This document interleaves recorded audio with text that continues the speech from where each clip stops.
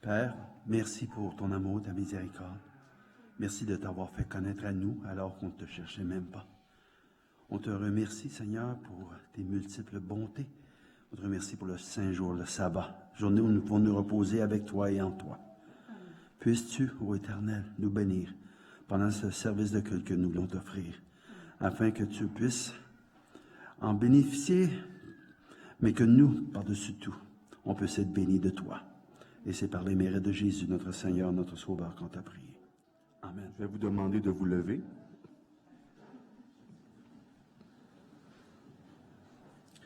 Galates 6, verset 7. Ne vous trompez pas, on ne se moque pas de Dieu. Ce qu'un homme aura semé, il le moissonnera aussi. Amen.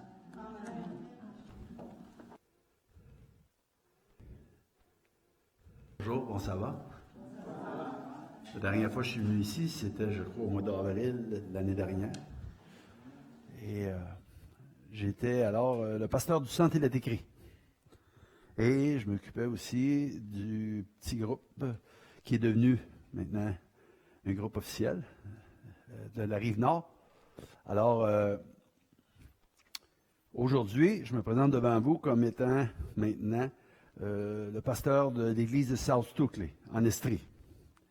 Et parce qu'on m'a donné le ministère de l'éducation, donc je m'occupe de l'éducation, je m'occupe de Grease Academy puis de Sartigan à Saint-Georges. Ils ont cru bon de me donner ce ministère parce que ça a l'air que j'étais prof, fait que je ferais une bonne job. L'avenir nous dira. Maintenant, je continue de m'occuper, comme je disais, de l'église de South Stookley. Et moi et votre pasteur Teddy, on a fait un échange. Ça veut dire que lui, ce matin, il est à l'église de South Stookley. Et moi, je suis ici avec vous autres. Puis, je suis content d'être là. Je connais bien les gens ici. Et je suis content de les voir. Quand je les vois, je suis heureux parce qu'on ne peut pas se voir tout le temps. Mais par la grâce de Dieu, on ne lâche pas. On continue. On avance. Hein? Ce matin, on parlait de la foi. Mon juste vivra par la foi. Mais s'il se retire, mon âme ne prend point de plaisir en lui. Donc, il faut persévérer jusqu'à la fin.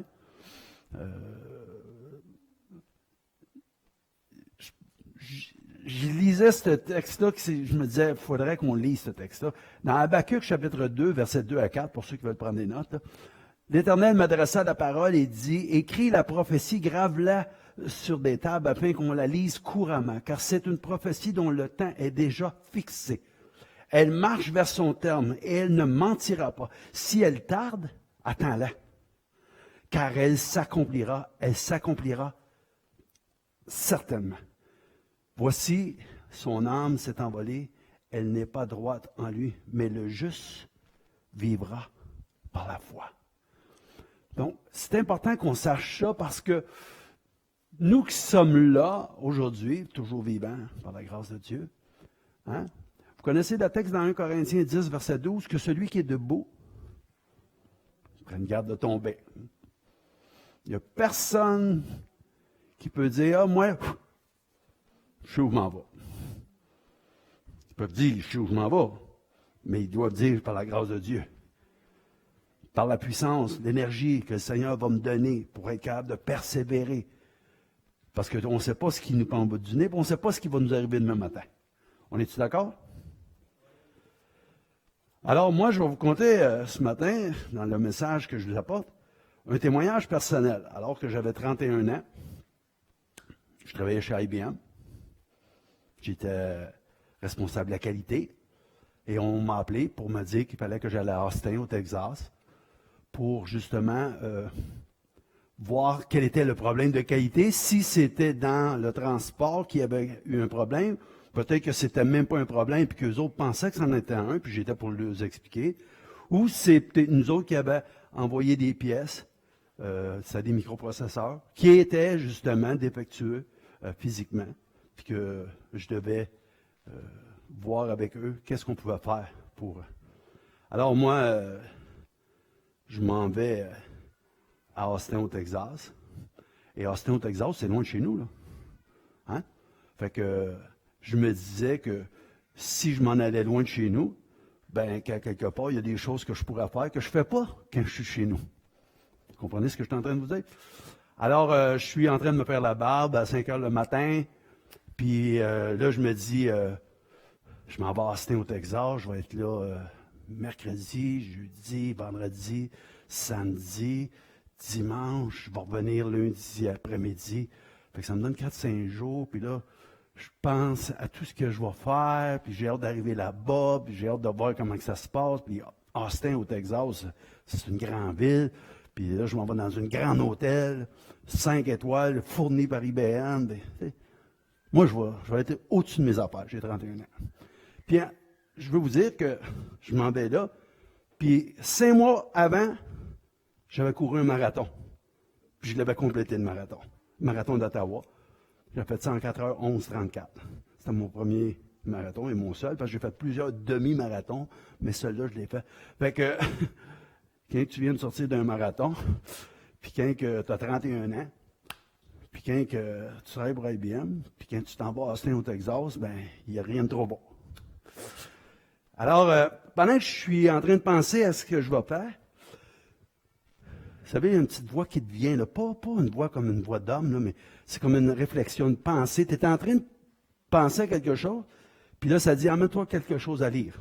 Puis là, je me mets à rire par rapport à cette pensée-là, en disant, je n'ai pas besoin de m'emmener quoi que ce soit à lire. Il y en a des Bibles dans les tiroirs, dans les hôtels. Vous savez ça? Les Gédéons mettent des Bibles dans les tiroirs de chevet des hôtels. J'ai dit, je lirai, si j'ai envie de lire, je lirai. Mais je savais que je m'en allais pas là-bas pour commencer à faire une étude biblique. Je m'en allais là pour voir ce qui se passait avec mon travail. Puis si je pouvais faire en sorte que je puisse m'amuser un peu, ben, je me disais peut-être que le Seigneur ne sera pas d'accord avec ça. Mais la voix revient encore. Amène-toi quelque chose à lire. Je m'en vais, il est 5 heures, 5h15. Je m'en vais dans le salon, puis là, je regarde les livres que j'ai. Puis il y a ce livre-là, les 95 thèses. Fait que je regarde le livre, je dis, m'a emmené ça. Il y a 95 thèses, m'en lire une en mon temps. Puis si je fais le bien, me revient, j'en lirai un autre. Je me trouve drôle. Alors, je pense que je m'en vais à Austin. Je pense que je m'en vais loin de chez nous. Puis je pense même que je m'en vais loin de Dieu. Vous savez, Jonas, quand on lui dit, va à Nénive, lui dit, non, moi je m'en vais là-bas. Fait que Dieu veut aller à Nénive, moi je m'en vais là-bas. Fait que Dieu s'arrangera avec le problème-là, il mettra quelqu'un d'autre à ma place, mais moi, je m'en vais là-bas. Alors, David, il dit, où pourrais-je aller loin de ton esprit?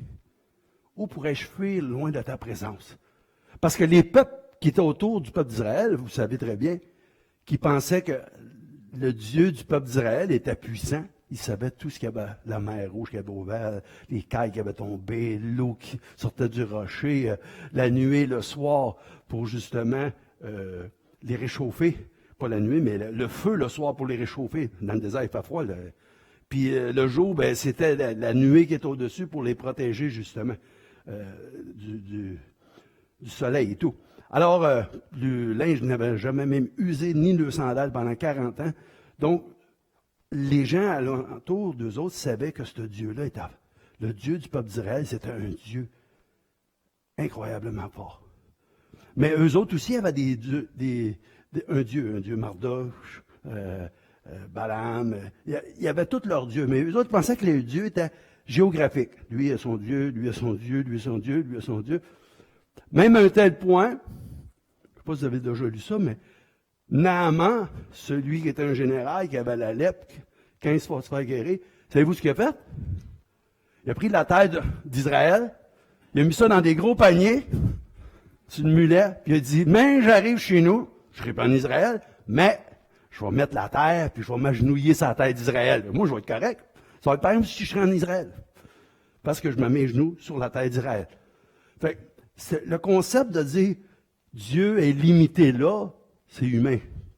Hein? On pense que Dieu est géographiquement un endroit. À un tel point que moi, j'ai déjà entendu des gens qui ont dit une dame qui avait dit ça, elle était tellement choquée après Dieu qu'elle a ouvert le coffre à gants, elle a pris sa Bible, elle l'a mis dans le coffre à gants. Elle a dit, tiens, toi, elle pensait qu'elle venait d'enfermer Dieu dans le coffre à gants. Parce qu'elle avait mis sa Bible dans le coffre à gants. Comprenez-vous? On essaye de limiter Dieu dans certaines choses. Puis là, ce matin, je vais vous montrer qu'est-ce qui arrive quand on essaie de limiter Dieu. On va prier ensemble avant d'aller plus loin. Seigneur, on veut te demander de m'accompagner, de nous accompagner, que ton Esprit Saint touche nos cœurs par ce message que nous avons vécu ensemble. Puisses-tu me rappeler les choses que je dois dire afin que ton peuple soit édifié à salut. Et c'est par les mérites de notre Seigneur et de notre Sauveur Jésus-Christ, notre grand frère. Amen. Alors, c'est un petit séjour que je me disais, est-ce qu'on va voir les... Est-ce que je vais voir ma présentation ou je ne la verrai pas? OK, c'est beau. Moi, je vais la regarder. Bon. Alors, je pensais d'avoir un petit séjour de plaisir tout en travaillant et en étant payé. Mais comme j'ai écrit, petit séjour, beaucoup de plaisir. Petit séjour loin de Dieu, mais tout près du diable. Pas toujours drôle. Faire à sa tête, être en désaccord avec Dieu, je ne sais pas si ça vous arrive, mais moi, ça m'arrive. Le Seigneur m'a dit, viens, plaidons ensemble. Tu n'es pas content, parle-moi-en. Il y a de quoi qui ne t'arrange pas, on va en discuter. Et comme je vous disais, Jonas se leva pour s'enfuir à Tarsis, loin de la présence de l'Éternel. Dans Jonas chapitre 1, verset 3. Il descendit à Jaffa, et il trouva un bateau qui allait à Tarsis. Il paya le prix du transport et s'embarqua pour aller avec les passagers de Tarsis, loin de la présence de l'Éternel. Alors, si vous verriez la présentation là, sur le board, c'est que là où dans un verset, là, 2 fois la même chose, là, ça veut dire écoute, parce que c'est important. Je te dis, là, quand il dit Pierre, Pierre, c'est parce que c'est important. Quand il dit Paul, Paul, c'est important. Quand il dit Moïse, Moïse, ça veut dire que c'est important. Et là, il dit loin de la présence de l'Éternel, loin de la présence de l'Éternel. Donc, lui, il voulait s'en aller loin de la présence de l'Éternel.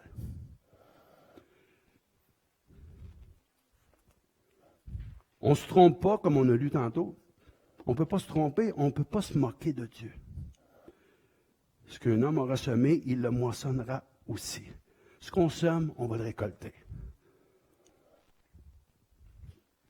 On pense être loin de Dieu parce qu'on est loin de chez nous, des regards de ceux qu'on connaît. Mais Dieu est toujours présent. Son esprit est toujours présent. Jouer avec les mauvais esprits, nous dit la parole de Dieu. Voyons ce que Dieu en pense. Dans Deutéronome, le chapitre 18, le verset 10 à 14, Deutéronome, c'est le 5e livre de la Bible. Pour ceux qui ont une Bible, c'est Deutéronome, chapitre 18, le verset 10 à 14. On nous dit qu'on ne trouve chez toi personne qui fasse passer son fils ou sa fille par le feu, personne qui exerce le métier de devin, d'astrologue. Pour moi, là, qui dit ça, c'est la Bible. D'augure et de magicien, d'enchanteur. Personne qui consulte ceux qui évoquent les esprits ou disent la bonne aventure. Personne qui interroge les morts. Car quiconque fait ces choses est en abomination à l'Éternel, et c'est à cause de ces abominations que l'Éternel, ton Dieu, va chasser ces nations devant toi. Tu seras entièrement à l'Éternel, ton Dieu, car ces nations que tu chasseras écoutent les astrologues, écoutent les devins, mais à toi, l'Éternel, ton Dieu, ne le permet pas. Dieu ne permet pas qu'on aille voir les cartes manciennes. Dieu ne permet pas qu'on lise notre horoscope à tous les jours pensant que là-dedans, il y a quelque chose qui va nous dire quelque chose. Dieu veut qu'on s'appuie sur lui. Il veut qu'on compte sur lui. Puis Puis c'est bien intelligent parce que moi, j'ai des garçons, j'en ai deux, puis j'ai une fille que j'ai comme adoptée à travers le processus de famille d'accueil.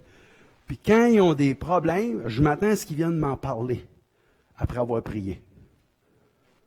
Mais s'ils vont voir le voisin qui ne les connaît pas pour avoir des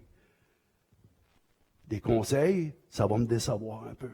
Parce que je vais dire, s'il y a quelqu'un qui les connaît, c'est bien moi. Monsieur qui est là, ça fait 3-4 ans qu'elle le connaît, ou madame qui est là, puis on dirait qu'elle ne joue que par elle. Elle peut être plaisante avec qui parler. Je ne dis pas qu'elle ne donne pas des bons conseils, mais elle devrait tout de même aller voir la personne qui est le mieux placée pour lui en donner. Puis nous, on n'a pas d'excuse parce que le mieux placé pour donner des conseils, c'est Dieu. On est d'accord? On a ce privilège-là de connaître Dieu, de servir Dieu, de parler à Dieu, puis de s'attendre. S'attendre que Dieu va faire quelque chose pour nous autres. Jouer avec les démons, c'est une chose à ne pas faire. Quelques Juifs, ça c'est une histoire qui s'est passée dans Acte 19. Vous pouvez ceux qui veulent prendre des notes, Acte 19. Puis moi, c'est une histoire qui m'a toujours fait sourire. Jeune, j'ai lu ça, puis j'ai trouvé ça, yes! Tiens! Je me suis dit, tiens, toi! C'est ça que je me suis dit quand j'ai lu ça, c'était la première fois, cette histoire-là. Il dit, quelques Juifs qui allaient de lieu en lieu pour chasser les démons voulurent alors invoquer. Ah, on a la présentation, merci. T'es efficace, ce Jeannot-là. Hein? Ça, c'est le bel hôtel là où j'étais. C'est vraiment l'hôtel là où j'étais. Donc, on a lu ça. Là, je vois avec les démons, chose à ne pas faire. On dit, quelques Juifs allaient de lieu en lieu pour chasser les démons, voulurent alors invoquer eux aussi le nom du Seigneur Jésus sur ceux qui étaient sous l'emprise d'esprits mauvais. Alors, il dit, par le nom de ce Jésus que Paul annonce, disait-il, je vous ordonne de sortir.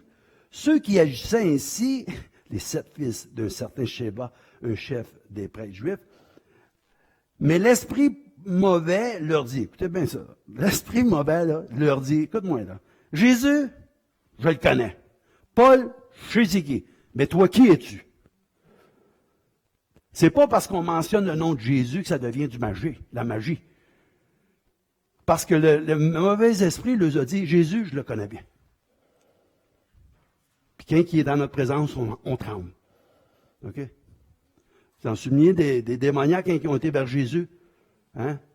Il dit, comment t'appelles-tu? Il dit, on est légion, on est plusieurs. Pourquoi tu es venu nous troubler avant notre temps? Hein? Les autres, ils le reconnaissaient, le Seigneur, si les autres ne le reconnaissaient pas. Alors, il dit que Paul, lui, il sait aussi c'est qui Paul. Mais dites-vous, qui êtes-vous? Là-dessus, l'homme qui avait en lui le mauvais esprit se jeta sur eux, les maîtrisa et les malmena avec une telle violence qu'ils s'enfuirent de la maison, les vêtements en lambeaux et couverts de blessures. Cet incident, nous dit le texte, fut connu de tous les habitants d'Éphèse, juifs et grecs, furent tous saisis de crainte, et le nom du Seigneur Jésus fut l'objet d'un grand respect. Donc, on ne doit pas prendre le nom de Dieu à la légère. On doit savoir que Dieu est Dieu. Et même dans Ecclésiaste, j'aime bien le texte qui dit, c'est un texte qui nous exhorte à être sérieux lorsqu'on s'adresse à Dieu. Dans Ecclésiaste, chapitre 5, ça nous dit, ne te presse pas d'ouvrir la bouche et que ton cœur ne se hâte pas d'exprimer une parole devant Dieu. Car Dieu est au ciel et toi tu es sur la terre. Que tes paroles soient donc peu nombreuses. Donc, quand on s'adresse à Dieu, il faut savoir qu'on s'adresse au Créateur de tout l'univers. C'est pas n'importe qui. Alors, l'Esprit de Dieu, qu'en est-il? On parle de l'Esprit de Dieu. On nous dit dans Genèse 6, verset 3, « Alors l'Éternel dit, mon esprit ne va pas lutter indéfiniment avec l'homme à cause de leur faute.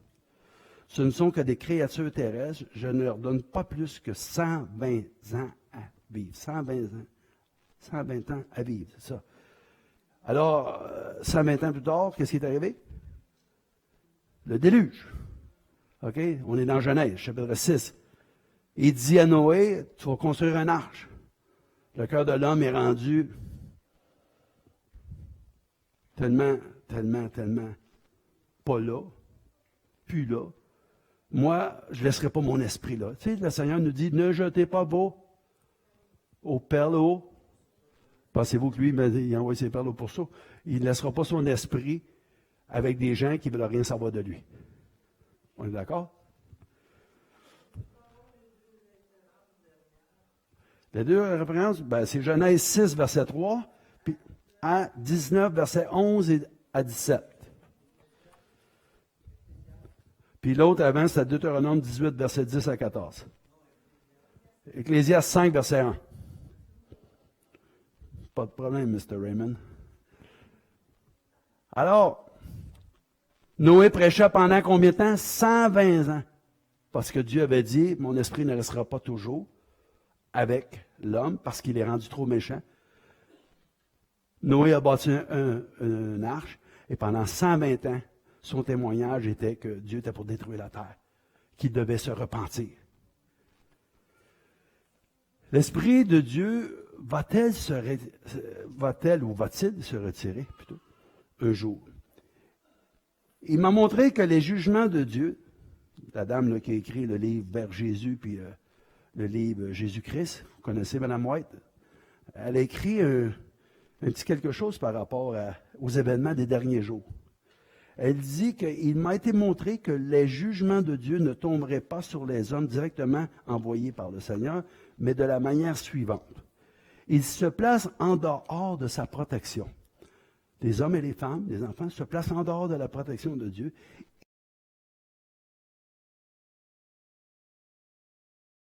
Ils montrent l'unique chemin du salut. Puis, si ceux qui ont été l'objet de son attention particulière suivent leur propre voie, indépendamment de l'Esprit de Dieu, après des avertissements répétés, s'ils persistent dans leur propre chemin, alors il n'envoie plus ses anges pour empêcher Satan de mener ses attaques contre eux. Déjà, l'Esprit de Dieu, insulté, repoussé, dénigré, se retire de la terre tranquillement. Aussitôt que l'Esprit de Dieu se retire, qu'est-ce qui arrive? L'œuvre cruelle de Satan s'accomplit sur la terre et sur la mer. En fin de compte, là, c'est bien facile à comprendre. Si moi, là, je coupe le courant ici, là, en ce moment, là, il va faire plus noir qu'il fait là. On est-tu d'accord? Puis si je vais enlever la noirceur, qu'est-ce qu'il faut que je fasse? Je vais allumer la lumière. Donc, Jésus dit, je suis là. Alors, quand Jésus vit en nous, la lumière est en nous et on voit où est-ce qu'on s'en va. Mais la noirceur, elle ne peut pas cohabiter avec la lumière. On se comprend? Quand la lumière vient, la noirceur s'en va. Et plus que ça, je ne sais pas si vous avez déjà fait cette expérience-là, mais moi, jeune, je l'ai faite. On restait en campagne, il y avait une vieille grange, puis on allait là le soir, avec une lampe de poche. Puis quand on arrivait avec notre lumière, tous les rats partaient. Il avait peur de la lumière, il partait. Aussitôt qu'on s'en allait, il revenait. Donc, les mauvais esprits, quand Dieu n'est pas là, ils font ce qu'ils veulent. Quand Dieu vient par sa présence, ils s'en vont. Parce qu'ils savent qu'ils vont arriver deuxième. Ils savent que le temps est proche. Ils savent que Jésus revient bientôt. Tout le mal qu'ils peuvent faire, ils vont essayer de le faire. Mais nous, il ne faut pas prendre ça à la légère. Elle dit, les réprouvés ont passé les bornes de leur mise à l'épreuve. L'Esprit de Dieu auquel ils ont résisté avec persistance a fini par se retirer d'eux. Sans la protection de la grâce divine, ils sont sans défense contre le maudit. On ne peut pas lutter contre Satan. On ne peut pas lutter. Jésus seul. La Bible dit, il a lutté avec et il a été vainqueur. Alors nous, on doit être sur le bord des vainqueurs. Si on veut être sur le bord des vainqueurs. Jésus ne nous force pas, hein? Vous saviez ça? Jésus dit, je me tiens à la porte et je frappe. Si quelqu'un entend ma voix, qu'est-ce qu'il fait? Non, si quelqu'un entend ma voix et ouvre la porte, Jésus ne défonce pas les portes, je vous le dis tout de suite. Puis, gardez ça dans votre mémoire parce que des fois, on est dur avec les gens. C'est Dieu qui fait l'œuvre dans le cœur des gens, pas nous autres. C'est l'Esprit Saint qui fait la job dans le cœur des gens, pas nous autres. Nous, ce qu'on fait, on dit aux autres ce que Dieu a fait dans notre vie, c'est tout. Là, puis même moi, j'ai fait comme vous autres, j'ai dit, ouais, mais moi, je sais pas, ouais, mais je sais. Seigneur a dit, tu sais pas ce que j'ai fait pour toi? Ben oui, ben, il fallait que le dise ce que j'ai fait pour toi. Pas pour aller à l'école longtemps pour ça, là. Dis aux gens ce que j'ai fait pour toi. Et aujourd'hui, là, même si je suis pasteur, savez-vous ce que je fais? Souvent, je dis aux gens, les gens disent, hey, t'as l'air d'un gars trop de bonne humeur, toi. Oh, ça doit être à cause de ma foi. Ta foi? Tu veux dire quoi? Ben, ma foi. Ta foi, hein? Ben, ma foi en Dieu. Tu crois en Dieu, toi? Ben oui. Comment tu fais pour croire en Dieu? Ben, parce que je lis sa parole. Tu lis la parole de Dieu? Ben oui, je lis la parole de Dieu. J'ai bien dur à comprendre, là, tu dois lire. Non, mais tous les livres que je lis pas, beaucoup, je les trouve durs à comprendre. Puis, tu marques un bon point, c'est vrai. On va pas penser à ça. Donc, c'est pas compliqué. L'ennemi aime ça, nous mettre ça compliqué. C'est pas compliqué. Juste dire aux gens, moi, depuis que j'ai la foi en Dieu, ça veut dire que je fais confiance en Dieu, puis Dieu, je crois qu'il est là. Jésus est venu ici il y a 2000 ans, puis il a dit qu'un jour, il reviendrait. Moi, quand je me sens là comme désemparé, je crie à Dieu. Le calme vient. Qu'est-ce qu'ils ont fait les disciples qui pensaient qu'ils connaissaient la mer bien mieux que Jésus? Les 4 pécheurs, là, Pierre, André, Jacques. Quand que la mer s'est mise, qu'est-ce qu'ils ont fait? Ils ont dit, hey, réveille-les, on va mourir. Seigneur, réveille-toi. Puis le Seigneur, hey, le vent, ça suffit, la mer comme toi. Ils ont dit, c'est pas rien qu'un preacher, ça. Il parle à la mer, il parle au vent, puis il l'écoute. Ben, c'est la même chose dans notre vie. Quand l'anxiété vient cogner chez nous, là, toc, toc, toc, toc, j'ouvre la porte, oh, Dieu, ça pas long, Jésus, il y a quelqu'un pour toi. Moi, je ne dis pas avec l'anxiété, parce que je suis pas capable. Puis quand que ça devient trop grand, je vais voir le médecin, puis il me dit, ouais, faudrait que tu prennes des médicaments. Tu comprends-tu? Pour atténuer ton anxiété. Puis si vous prenez le médicament, je ne vous dis pas de les arrêter. Je vous dis juste que l'anxiété, le désarroi, le découragement, ça nous vient à tout le monde ici. Il n'y a personne que ça ne lui vient pas. À moins que vous ne soyez pas un être humain. Si c'est le cas, vous viendrez me voir à la fin, parlez-moi un peu, dites-moi d'où vous venez, qu'est-ce que vous faites. Mais les êtres humains que je pense de voir devant moi, là, ben, ils ont tous des hauts et des bas. Ils ont tous des découragements qui leur viennent. Il y a toutes des choses, des mauvaises nouvelles qui nous viennent. Mais si on s'en remet à Jésus, il nous console. Si on s'en remet à Jésus, il nous aide à passer à travers. Puis, je vais prendre une minute juste pour vous expliquer ça parce que ça me vient à l'idée. Un jour, il y a quelqu'un qui m'a dit, mais toi, là, l'autre, là, admettons que tout ce que tu dis, là, tu te fais croire ça. Je dis, ouais. Ouais, quoi? Ben, je continue, là. Je sais pas ce que tu veux m'emmener, là.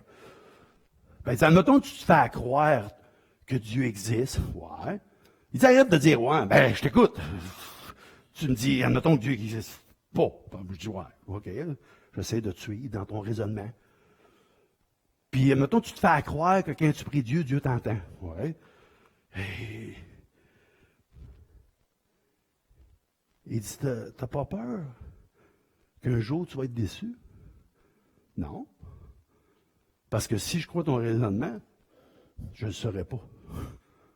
Je ne pourrais pas être déçu. Parce que quand on meurt, il n'y a plus rien. Je ne pourrais pas être déçu, je vais mourir. Puis dans le fond, tous ceux et celles, moi, qui ne se font pas à croire, comme tu dis, là, que Dieu existe, puis que Jésus est le Sauveur, puis qu'il revient, ben eux autres, là, quand ça ne va pas bien dans leur vie, qu'est-ce qu'ils font? Ben, ils s'en remettent eux autres mêmes, puis ils se ramassent où? Ben oui, ils se ramassent à la dépression. Moi, je ne me ramasse pas à la dépression. Puis même que j'en avais une, je me remettrais à Jésus. Pour justement qu'il m'aide à m'en sortir. Fait que qui est le mieux entre moi et toi? Ouais, il n'a pas vu ça de même, là, mais j'ai dit, toi, là, fais-moi plaisir. Réveille-moi pas. Je suis bien comme ça. Même si je me fais accroire des affaires, laisse-moi aller. J'aime ça dans l'état d'âme que je suis. Parce qu'avant, je la connais, l'état d'âme que j'avais, c'est la même que toi tu as. Mais depuis que j'ai rencontré Jésus, je ne suis plus pareil. L'Éternel a retiré son esprit de Saül. Vous saviez ça? Je ne sais pas si vous l'avez déjà lu. L'esprit de l'Éternel se retira de Saül, tandis qu'un mauvais esprit envoyé par l'Éternel se mit à le tourmenter. Le texte veut nous faire comprendre que l'Éternel s'est retiré de lui, puis il a envoyé un mauvais esprit. La Bible dit, Dieu ne tente personne parce qu'il ne peut pas être tenté de lui-même. Fait que comment il est prêt pour tenter les autres? C'est que les gens ils disaient, et ils disent encore, si Dieu le permet, c'est que Dieu l'a voulu. Si Dieu l'a voulu, on peut dire que c'est Dieu qui l'a fait. Comprenez-vous ce que je suis en train de vous dire? Alors, Dieu retire son esprit, Dieu retire sa lumière, qu'est-ce qui arrive? La noirceur vient. Et quand la noirceur vient, le Saül, il est troublé. Puis il va pas bien. Ça tourne vite. Puis là, il se demande ce qui va se passer avec lui. Puis là, il y a un de ses proches qui dit, hey, moi je pense que si tu écoutais de la musique, comme la musique de harpe, puis il dit, Jesse, il y a un fils qui s'appelle David, Dieu avait déjà préparé le chemin, vous comprenez? Fait que, il dit, il pourrait venir, puis tu vois, ça te ferait du bien. Et le texte nous dit que quand David jouait la harpe, Saül était paisible. Parce qu'il jouait la harpe et il chantait. Parce que David était un chantre. Les psaumes, ça se chantait. OK? Les psaumes, tous les psaumes que David écrit, le 2/3 des psaumes, c'est David qui les écrit. L'Éternel est mon berger, je ne manquerai de rien. Hein? Je lève mes yeux vers les montagnes, d'où me viendra le secours. David était comme ça. Alors, quand il chantait, qu'est-ce qui arrivait? La lumière venait et la noirceur s'éloignait. Saül se sentait mieux. Comprenez? Alors que personne, lorsqu'il est tenté, ne dise « c'est Dieu qui me tente », car Dieu ne peut être tenté par le mal. Il ne tente lui-même personne. Jacques, chapitre 1, verset 13. Car nous n'avons pas à lutter, nous dit le texte, contre la chair et le sang. Je disais dans ma sécurité, Psaume 30, verset 7 à 13, c'est David qui dit ça. Je disais dans ma sécurité, je ne chancellerai jamais. Un petit monsieur ici de 31 ans, Austin, moi, je connaissais Dieu. J'avais été à l'église longtemps. Puis je me disais, Dieu est avec moi. Mais regardez ce qu'il dit après. Éternel, par ta grâce, tu avais affermi ma montagne et tu cachas ta face. Et je fus troublé. Éternel, j'ai crié à toi, j'ai imploré l'Éternel. Que gagnes-tu à verser mon sang, à me faire descendre dans la fosse? La poussière a-t-elle pour toi des louanges? Raconte-t-elle ta fidélité? Écoute, Éternel, aie pitié de moi. Éternel, secours-moi. Et tu as changé mes lamentations en allégresse, tu as délié mon sac et tu m'as ceint de joie, afin que mon cœur te chante et ne soit pas muet. Éternel, mon Dieu, je te louerai toujours. Ce que là, David a vécu puis qu'il a écrit, là, votre serviteur ici, là, a vécu la même chose. Quand j'étais à Austin, Texas, j'étais à la chambre au 8e étage. J'ai été déjeuner vers 8 heures, c'était le samedi matin. Puis en remontant dans ma chambre, vers 9h30, 10h encore, j'ai fermé la porte. Puis là, j'ai dit, qu'est-ce que je vais faire aujourd'hui? Qu'est-ce que je vais faire? Puis la petite voix est venue me dire, quand Dieu parle, je vous dis, c'est jamais long. C'est jamais des gros speeches. Il a dit, tu veux voir comment c'est quand je ne suis pas là? Aussitôt que ça a fini là, tout est venu dol. Tout est devenu plate. Tout est devenu comme noir en dedans de moi. Puis là, j'ai dit, là ça ne marche pas, là, il y a de quoi qui ne va pas bien, là. Fait que là, j'ai allumé la TV. J'ai dit, m'ont changé d'idée. Il y avait une game de basketball. Puis j'essayais de me concentrer sur la game de basketball, mais je n'étais pas capable. Parce que là, il y a une autre voix qui venait me dire, jette-toi en bas. Et moi, je ne suis pas un suicidaire. Je ne suis pas quelqu'un qui veut se suicider, là. Mais ça disait, jette-toi en bas. Là, je disais, ouais, attends une minute, je vais barrer la porte. Du coup, que je capote assez pour ouvrir la porte et aller me jeter en bas. Fait que j'ai été barrer la porte. Là, je suis seul là, dans ma chambre, là, je vous compte. Là, j'écoute encore le basketball, mais ça ne veut rien dire. Fait que là, je dis, wow, qu'est-ce qui se passe avec moi? Là, j'essaie de changer mes idées.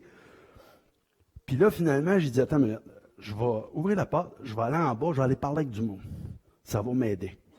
Fait que j'ai ouvert la porte, j'ai fait, puis je voyais la rampe là, qui était là, que je pouvais sauter. Si vous m'auriez vu, il est fou. J'étais là, je me promenais comme ça, sur le bord du mur. Puis je voulais pas aller là, puis j'essayais de me concentrer. Puis quand j'ai vu l'ascenseur peser du piton, j'étais content d'arriver dans l'ascenseur. J'étais arrivé en bas. Puis en bas, je voulais parler au monde, puis il n'y a pas personne qui voulait me parler. Il y avait tout le temps quelqu'un qui était occupé à faire d'autres choses. Et là, il dit, là, mon casque est plein. Je vais aller prendre une marche dehors. Je vais prendre de l'air, ça va se passer. Quand je suis arrivé dehors, savez-vous ce qui est arrivé? J'étais proche de l'autoroute. La petite voix dit, jette-toi de 20 chars. Hey, j'ai dit, là, faut que ça arrête, ça. Faut que ça arrête, là. Là, à un moment donné, j'ai dit, Seigneur, qu'est-ce qui se passe? Puis là, je dis, là, quand j'ai dit, Seigneur, qu'est-ce qui se passe? La petite voix dit, laisse faire le Seigneur. Tu te plaisais bien tantôt sans lui? On va continuer. Et je ne trouvais pas ça drôle, là. J'ai vécu la même chose. Le Seigneur, nous dit la Bible dans Hébreux 12, verset 6, le Seigneur châtie celui qu'il aime. Et il frappe de verge tous ceux qu'il reconnaît pour ses fils. Le Seigneur nous aime d'un amour éternel. Il ne jette pas ses perles au porceau.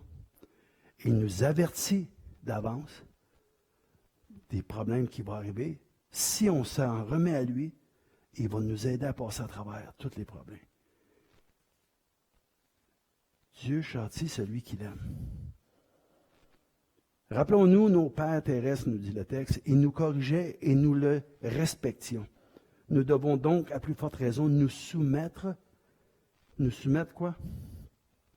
À notre Père Céleste pour en recevoir la vie. Nos pères nous corrigeaient pour un peu de temps comme ils le jugeaient bon, mais Dieu nous corrige pour notre bien, afin de nous ayons part à sa sainteté. Dieu est saint et il veut que nous soyons saints.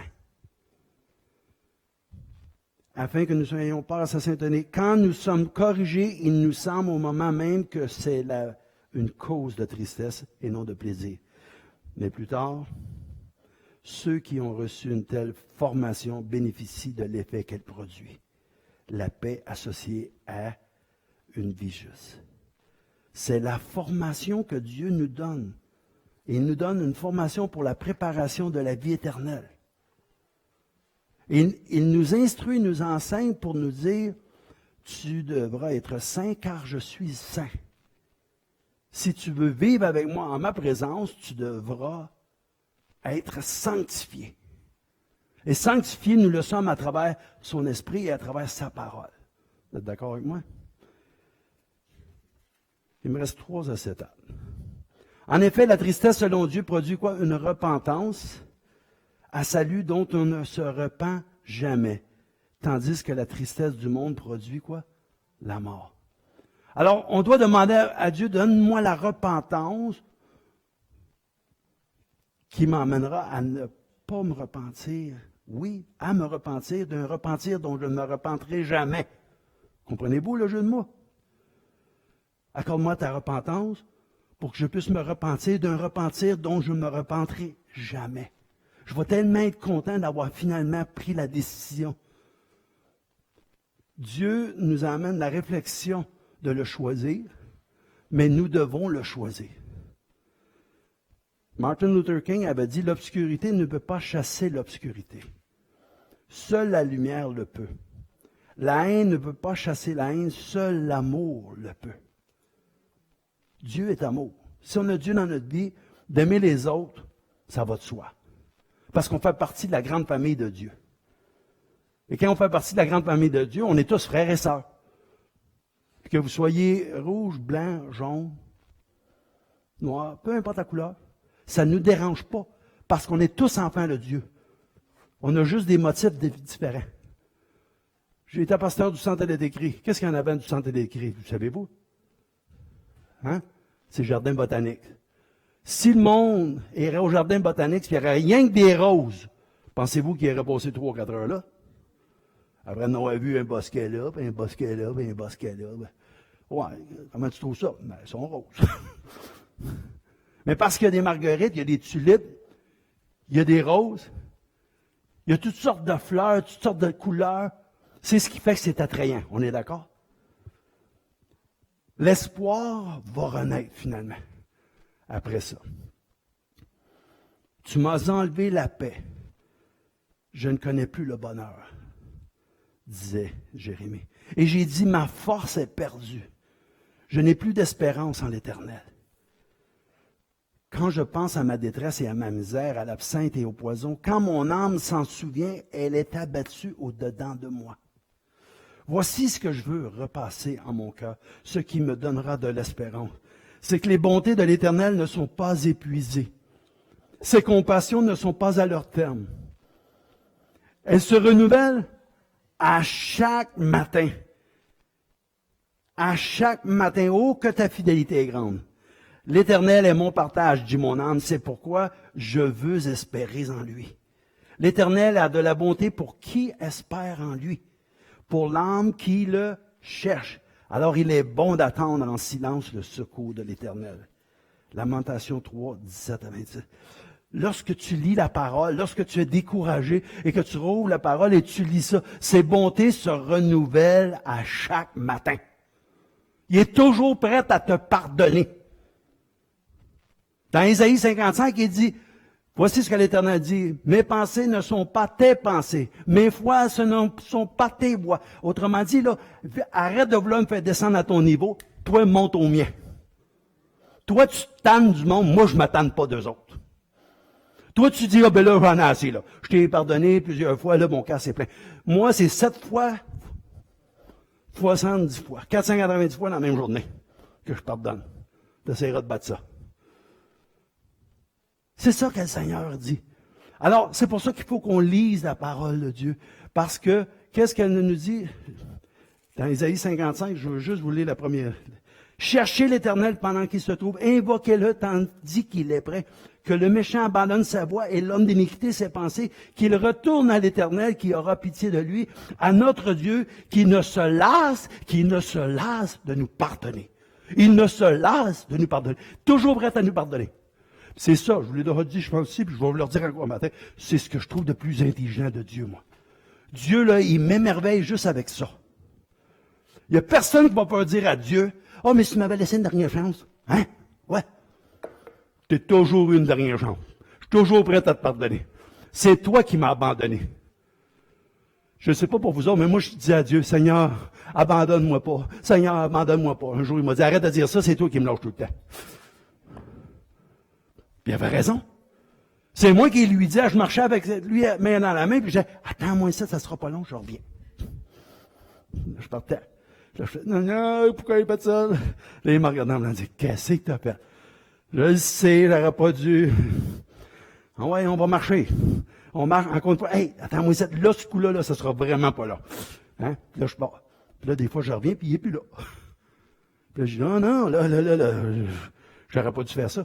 Mais le Seigneur veut qu'on le cherche. Puis qu'on le cherche de tout notre cœur. C'est ça qu'il veut qu'on fasse. Alors, après la pluie vient le beau temps. Le petit livre qu'il y a là, je pensais de lire une thèse, puis une thèse en venant. Ben, les 3 jours que j'ai passés là, samedi, dimanche et lundi, je l'ai lu au complet. Je l'ai lu au complet, puis ça m'a fait vraiment du bien. Après la pluie vient le beau temps. Ce que je désire, dit le Seigneur, ce n'est pas que le méchant meure, n'est-ce pas qu'il change de conduite et qu'il vive. Alors, voyez quand la dame là, qui est là, avec le livre comme ça, elle dit, ça c'est à moi. J'étais dans l'aéroport à Austin. Puis j'étais en train de lire encore mon livre. Je ne m'attendais pas de le lire parce que ce livre-là, il parle de la foi, la conversion, l'abandon, la repentance, la croix. C'est quoi toutes ces ces mots-là qu'on dit souvent dans l'Église, mais qu'on ne sait pas vraiment. Tu sais, quand quelqu'un dit, t'as rien qu'à regarder à Jésus. OK. Il est où, Jésus? Ben, elle regarde à lui comment? Elle regarde à sa vie à travers sa parole. Ça m'interpelle plus. Parce qu'elle regarde à Jésus. Il est où, Jésus? Comprenez-vous? Oui, il faut regarder à Jésus à travers sa parole. À travers les évangiles. À travers ce qu'il me promet. En mettant en pratique ce qu'il me dit.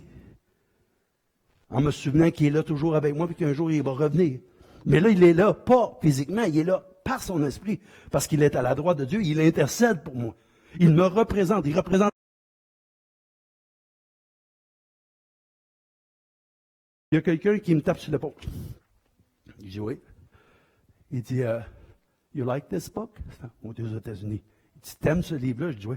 Il dit, l'auteur, Morris Vanden, c'est mon chum. Ton chum? Oui. Il dit, moi puis lui, nos familles, on va une semaine par année dans un chalet, puis on passe la semaine ensemble. Ah, OK, t'es chanceux. Fait que, il dit, en tout cas, il dit, bonne lecture. Je dis, merci beaucoup. Mais là, je ne savais pas, il prenait le même avion que moi. Fait qu'à un moment donné, on embarque dans l'avion, il est à peu près 9, puis moi, je suis à peu près à 24. Puis là, je vois qu'il y a une jeune femme qui passe. Il descend son petit pas tablier, mais sa tablette, merci. Puis là, il sort sa Bible, il met ça là. Hey, j'ai dit, moi, c'est comme ça, je vais être Seigneur. Le gars rouvre sa Bible dans l'avion, la madame vient de passer. Il se réveille, il commence à parler avec elle. J'ai dit, moi, je vais être de même, c'est sûr. Je vois que l'autre bord, le banc, mettons 8, est libre. Fait que je descends un coup que l'avion, elle a pris 36 000 pieds dans les airs. Je m'en vais m'asseoir à côté de lui. Je dis, bonjour, monsieur. Oh, ça va? J'ai dit, oui. J'ai dit, vous savez pourquoi je lisais ce livre-là? Là, j'y ai tout conté l'histoire que je l'ai conté un matin. Savez-vous ce qu'il m'a dit? Il dit, toi, le Seigneur t'aime. Oublie jamais ça. Oublie jamais ça. J'ai dit, je ne l'oublierai pas. Même si des fois je l'ai oublié, j'ai revenu pareil parce qu'il ne se lasse de nous pardonner. Oubliez jamais ça. 7 fois le juste tombe, mais il se relève. On est d'accord? Donc, il faut qu'on apprenne à s'en remettre à Dieu.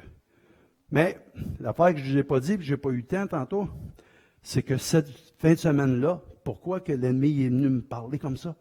C'est qu'il y avait 800 personnes qui avaient dans l'hôtel pour l'ésotérisme. C'est ça? Et M.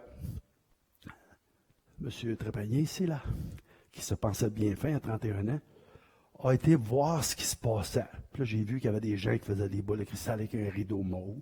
Puis j'ai vu des gens qui faisaient des cartes de tarot. Puis j'ai vu des gens qui faisaient des cartes. Puis j'ai vu des gens qui parlaient avec des gens pour leur dire ce qui va leur arriver plus tard. Puis là, j'étais à côté sur le bord de la porte.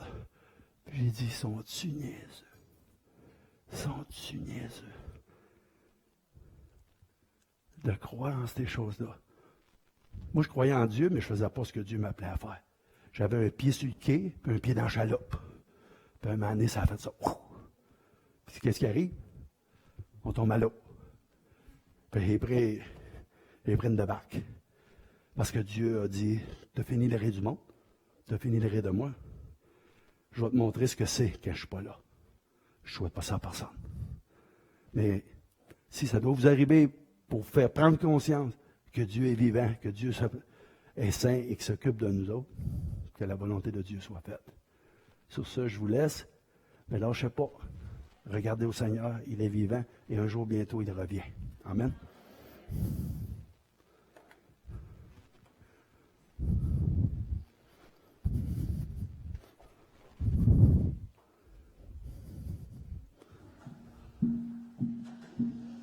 Merci notre frère Trépanier et merci Dieu que tu es un Dieu puissant et plein d'amour.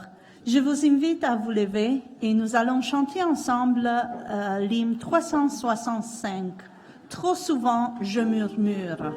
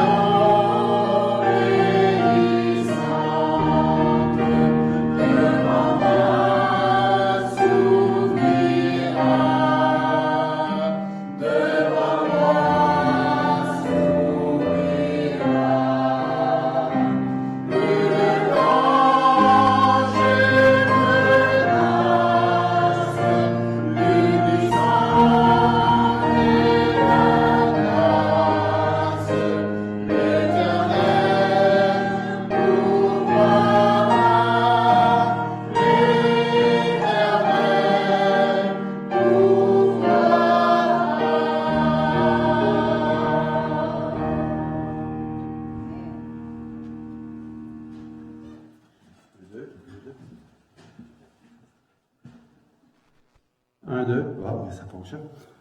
C'est-tu un beau chant? Moi, là, quand j'avais 30 ans, on chantait ça à Granby, puis je disais, ça, c'est le chant des Adventistes. Je ne veux plus me plaindre. J'étais coquille au bout, je te le dis. Moi, je l'avais à l'affaire. Aujourd'hui, c'est rendu de mon chant. Prions. Éternel, notre Dieu, notre Père, merci pour Jésus. Merci pour ton Esprit Saint. Merci pour ta parole. Merci pour nos frères et nos sœurs. Merci pour ton Église. Puisses-tu nous bénir et nous bénir abondamment et nous donner de hâter ton avènement, afin qu'un jour très bientôt tu puisses être avec nous et qu'on soit avec toi et qu'on puisse être assis à la table avec Abraham, Isaac, Jacob et tous les autres. Seigneur, tu m'as révélé un jour que tous ceux et celles qui vont être là auront un témoignage. Donne-nous d'en être conscients que tu œuvres dans nos vies. Et c'est par les mérites de Jésus que je te prie. Amen.